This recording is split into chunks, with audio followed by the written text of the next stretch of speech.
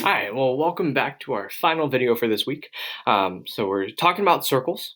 Now, hopefully you've taken a look at the first two videos. The first one on the introduction to our circles, and the second one on the finding the area of a sector. Now, if you haven't taken a look at those, please go back, look at those. But if you have and you understand it, then hopefully this next part is pretty simple for you. Again, if you ever have any questions, please jump onto our office hours, talk with us and get some clarity on those. But if you're ready to go, let's take a look at our last topic here. So recall that our two standards for this section, we have determined the area of a sector, which we are hopefully good to go. And then this video, we're looking at determining the length of an arc. Now, what is an arc? Well, if I take a look at these circles, an arc, by definition, is a part of a circle between two endpoints. Okay, so it's the outside part. I like to think of it as the crust of your pizza. If I look at this guy, right? So the arc here is between points A and B. Okay, and that travels along the circle, so it's a curved part. Now, in this case, since the endpoints are A and B, remember how we name segments and lines and rays, right? I would call this arc AB and put an arc above it. So that's how you would name it. Okay, now when we talk about arcs, we have several different types of arcs. And it just helps us to determine which part of the circle we're talking about. All right, so we have minor arcs versus major arcs. Minor arcs are small ones. They are arcs that measure less than 180 degrees. Right, so the central angle here is less than 180 degrees. It's an acute angle. Okay. And then our major arcs, where the central angle is greater than 180 degrees. Okay, that's what we would call our reflex angle. It finishes the minor arc. Okay, so notice there's a major arc, and then there's also a minor arc that corresponds with it. All right, now that is less than 180 degrees and greater than 180 degrees.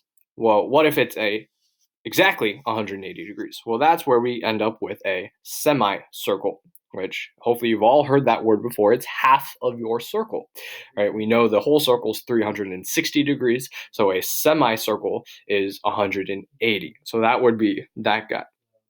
Okay, so when we talk about arcs, in this case, we want to know what is the arc length.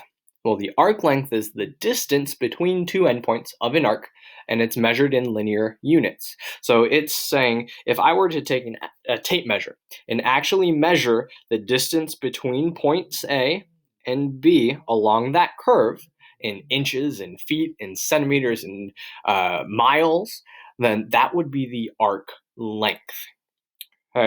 Now, when we talk arc length, we don't want to get that confused with another vocab word that we'll talk more about next week about arc measure. So the measure corresponds to the measure of this central angle, which is measured in degrees. So that's saying if this central angle, let's say, is 78 degrees, well, I would also say this arc measure, okay, the measure of arc AB is equal to 78 degrees. Now, again, that is a way where we can relate it to the rest of the circle because we know 360 degrees, 78 degrees of that 360. But in this case for this week, we are concerned about what is the actual length if you were to measure it out with a tape measure. Okay, so, well, why would we want to do that? If I take a look at our softball field again, the arc would be the fence here, and the outfield fence. Now, I would want to know the arc length because if I want to know how much fencing I need, well, I would need to be able to calculate that distance. So if I look at the basketball court at OSU, right, there's an arc right there, okay, the 3-point line. It's not a full circle, it's just part of a circle, which is your arc.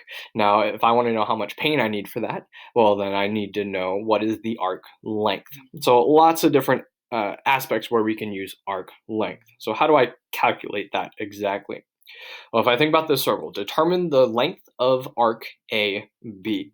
So that is this guy here between A and B, if I were to take an actual tape measure, how long would that be? Well, if I'm looking at the length around that circle, I want to compare that to the length of the whole circle, which, what do we call the length around the whole circle? Remember, that is the circumference. Okay, so if we recall, how do I calculate the circumference of a circle? Well, circumference is equal to 2 pi r. Okay, well, I don't want the whole circumference. I just want a part of that circumference, the blue part in this case. So what proportion of the circle are we looking at? Well, that's where this central angle comes into play, that 120.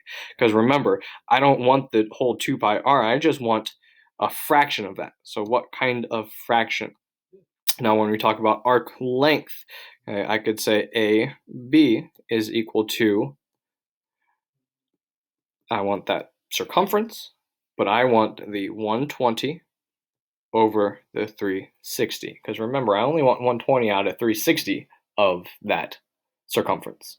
Okay, well, so let's plug in our numbers. This r, recall that our radius here would be 15. Okay, and then 120 over 360, remember those cancel out. 12 over 360 is 1/3. Okay, and then I can bring down that 2 pi times the 15.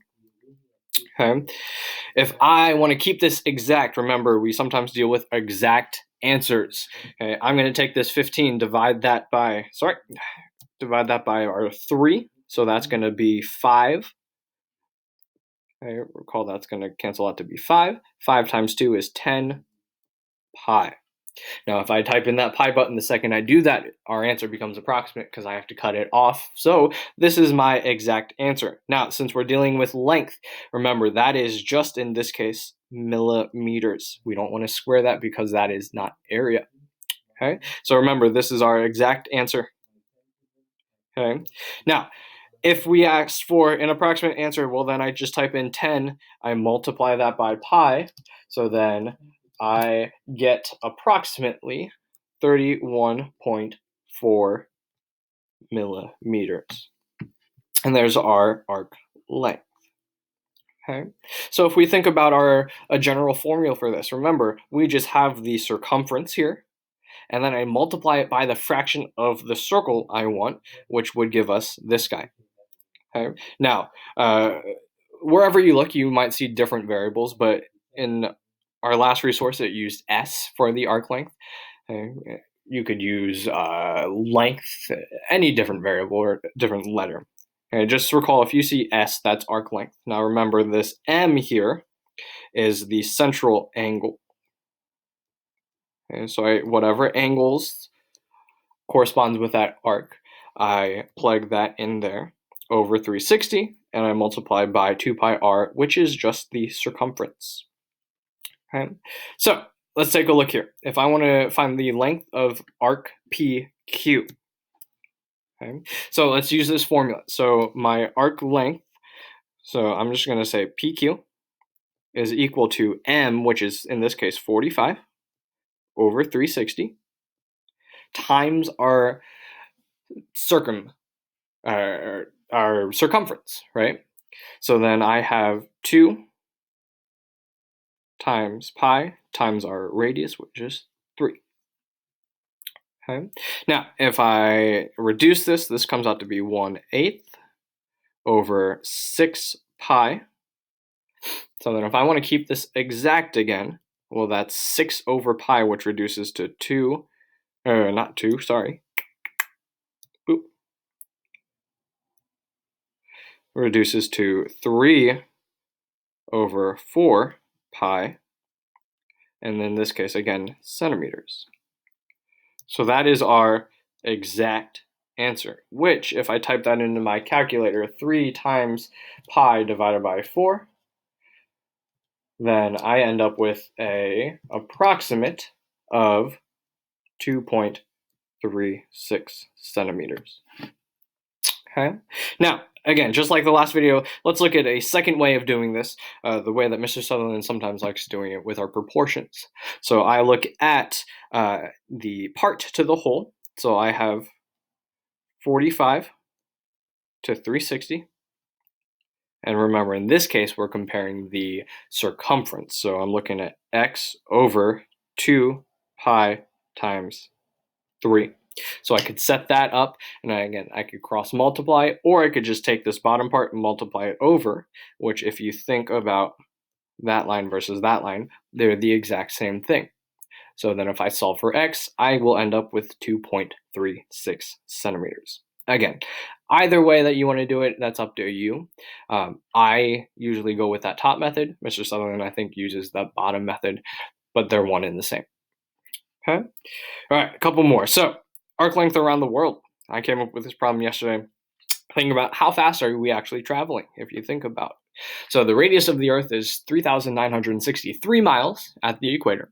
So I want to know, how far would you have technically traveled in 1 hour if you were standing on that equator?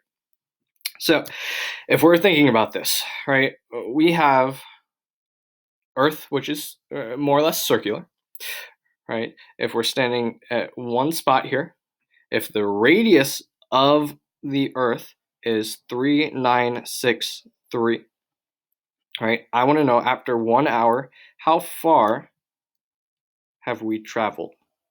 So I'm looking at that length. Now, first things first is I need, what is this angle?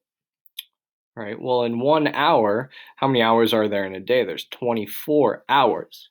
So I'm going to take 360 divided by 24, and that's going to give me my central angle of 15 degrees.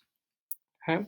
So then I have everything I need, because remember, our arc length, which we can say is S, is our central angle over 360 times our circumference, 2 pi times our radius, which is 3,963. Okay. So if I just plop that into your calculator, 15 divided by 360 times 2 times pi divided by 3,963, not divided by, multiply, sorry, I end up with